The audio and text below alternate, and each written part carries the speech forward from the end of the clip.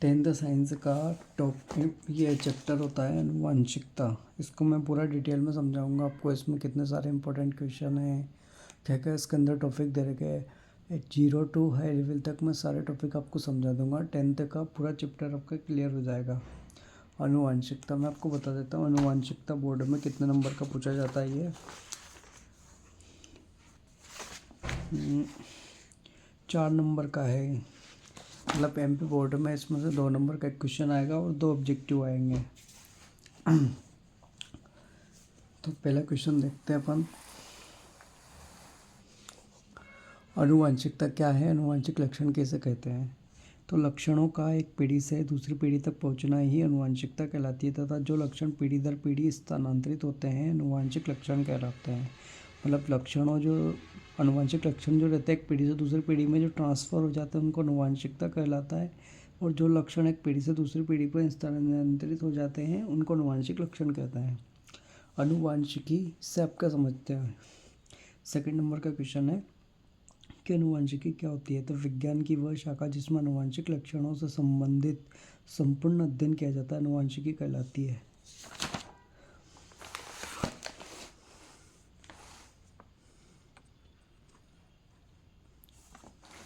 तीसरा क्वेश्चन है विभिन्नताएं क्या होती है। तो एक ही जनक की संतानों में समानता होते हुए भी वे एक दूसरे से भिन्न दिखाई देते हैं, यही विभिन्नता या जैव विविधता कहलाती है। अगला क्वेश्चन है कि प्रभावी लक्षण क्या होते हैं। तो जब विपरीत लक्षणों के जोड़े में क्रॉस करवाया जाता है तो पहली पीढ़ी में जो लक्षण प्रदर्शित होते हैं वे प्रभावी लक्षण कहलाते हैं। अप्रभावी लक्षण जब विपरीत लक्षणों के जोड़े में क्रॉस करवाया जाता है तो पहली पीढ़ी में जो लक्षण छिपे रहते हैं वही अप्रभावी लक्षण कहते हैं।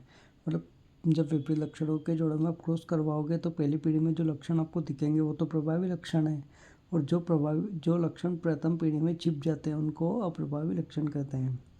अगला क्वेश्चन है कि मेंडल के प्रभाविता के नियम को समझाइए। तो विपरीत लक्षणों के जनकों के मध्य संकरण कराने पर प्रथम पीढ़ी में सदैव प्रभावी लक्षण दिखाई देते हैं। इसे कहते हैं प्रभाविता का प्रथम नियम। जैसे शुद्ध बौने पौधे और शुद्ध लंबे पौधे और शुद्ध बौने पौधे में अपने क्रॉस करवाया। तो यहाँ देख लेते हैं अपन। शुद्ध बौने पौधे में टीटी और टीटी मतलब आपको लंबे पौधे प्राप्त होते हैं प्रथम पीढ़ी में, और इसी को प्रभाविता का नियम कहते हैं। और इसमें जो पौधे प्राप्त होते हैं वो बिल्कुल शुद्ध होते हैं।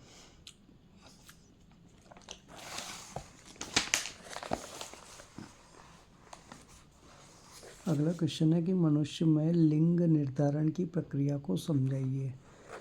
तो देखते हैं अपन।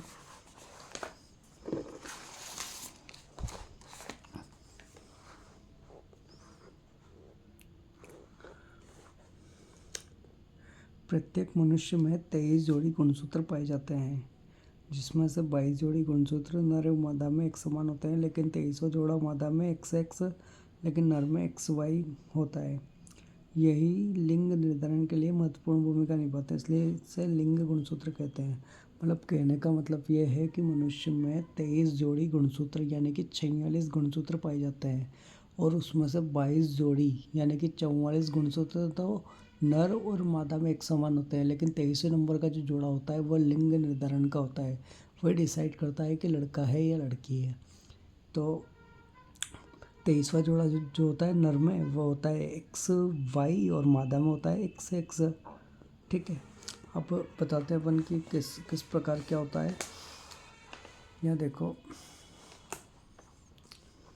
यदि नर का X गुणसूत्र मादा के X गुणसूत्र मिलता है तो उत्पन्न होने वाली संतान लड़की होगी, और यदि नर का Y गुणसूत्र मादा के X गुणसूत्र से मिलेगा तो उत्पन्न होने वाली संतान लड़की होगी। यही मनुष्य में लिंग निर्धारण की प्रक्रिया है। मैं आपको डायग्राम बता देता हूँ। जैसे कि 22 और 22 यानी कि नर और मादा में 22 और 22 गुणसूत्र समान है, 22 जोड़ी। ठीक। और 23वें नंबर का जो जोड़ा है नर में होता है XY, मादा में XX। जिसको XY ऐसे कैसे खोल के लिख देंगे अपन, यहाँ पे भी XX लिख देंगे।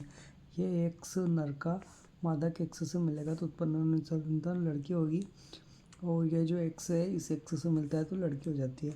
और वाई गुणसूत्र जब एक्स से मिलता है तो लड़का हो जाता है। यहाँ दे रखा है, आप अच्छे से समझ लेना और कर लेना इसको।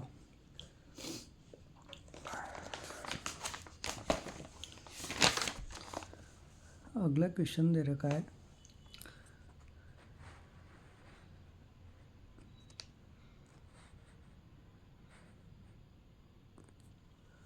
गुणसूत्र किसे कहते हैं, इनके कार्य लिखिए।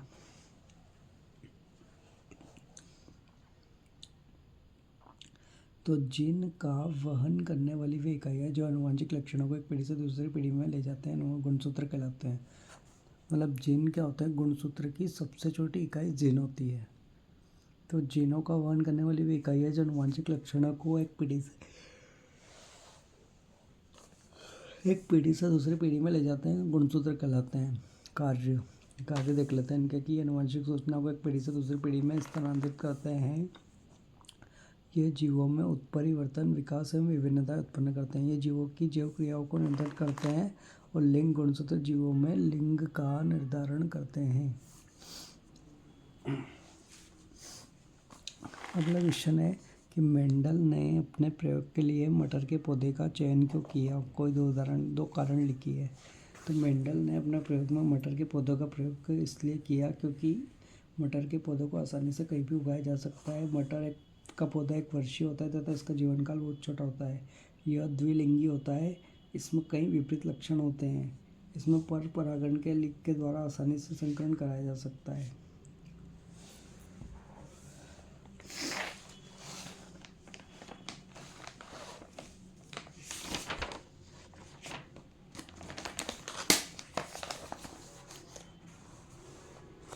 अगला क्वेश्चन है कि एक संकर और द्विसंकर क्रॉस क्या होता है। तो एक विपरीत लक्षण को साथ लेकर कराए गए संकरण को एक संकर क्रॉस कहते हैं और दो विपरीत लक्षण को साथ लेकर कराए गए संकरण को द्विसंकर क्रॉस कहते हैं।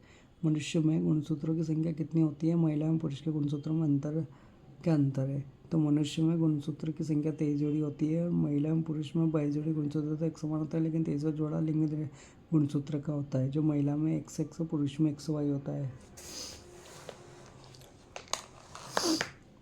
मेंडल के प्रयोग द्वारा कैसे पता चला कि लक्षण प्रभावी अथवा अप्रभावी होते हैं।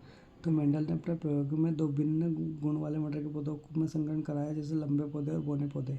परीक्षण करने पर पता चलता है कि प्रथम पीढ़ी में केवल लंबे पौधे प्राप्त होते हैं, लेकिन दूसरी पीढ़ी में सभी पौधे लंबे नहीं थे, कुछ पौधे बौने भी थे। यहाँ पौधे का लंबा होना प्रभावी लक्षण है तथा बौना होना अप्रभावी लक्षण है। इस प्रकार मेंडल के प्रयोग द्वारा पता चला है कि लक्षण प्रभावी तथा अप्रभावी होते हैं। मेंडल का पृथक्करण का नियम समझाइए। इम्पोर्टेंट क्वेश्चन है भी। तो इस नियम के अनुसार किसी जीन युग्म के अवयव युग्म निर्माण के समय एक दूसरे से पृथक हो जाते हैं और एक युग्म में जीन युग्म का जीन पहुंचता है। अगला है स्वतंत्र अपव्ययन का नियम समझाइए मेंडल का। तो जब दो लक्षणों को एक साथ लेकर संकरण कराया जाता है तो दोनों लक्षणों के जीन युग्मों में से अलग अलग हो जाते हैं तो और स्वतंत्र रूप से अपना लक्षण प्रदर्शित करते हैं, अर्थात एक लक्षण का जीन दूसरे लक्षण के जीन को प्रभावित नहीं करता। यही स्वतंत्र अपव्ययन का नियम होता है। अगला क्वेश्चन है कि समजात और समरूप अंगों को उदाहरण देकर समझाइए। जो अंग उत्पत्ति तथा संरचना में समान होते हैं इन तथा कार्य में भिन्न होते हैं समजात अंग कहलाते हैं। मतलब जो उत्पत्ति और संरचना में समान होते हैं तथा कार्य उनके अलग होते हैं, जैसे पक्षी के पंख तथा घोड़े के अग्रपैर। ये आगे से उनकी उत्पत्ति और संरचना एक जगह से होती है, लेकिन कार्य दोनों के अलग अलग होते हैं। पक्षी उड़ते हैं, घोड़े दौड़ने का काम करते हैं, तो कार्य अलग अलग हुए। समरूप वे अंग जो समान कार्य करते हैं तथा देखने में भी समान लगते हैं, लेकिन उत्पत्ति व संरचना में भिन्न होते हैं। मतलब ये एक दूसरे के अपोजिट है। अगर आपको समझ में आ जाएगा तो समरूप भी आसानी से आ जाएगा। इसका एग्जांपल देखते हैं अपन कीट के पंख तथा चमगादड़ के पंख।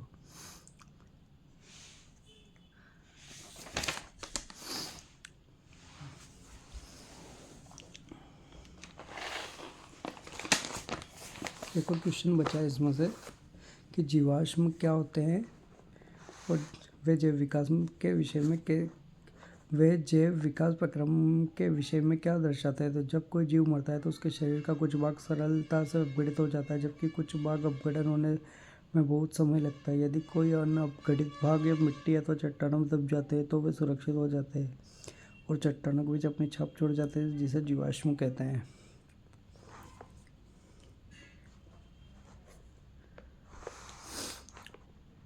ये चैप्टर फिनिश हो गया आपका।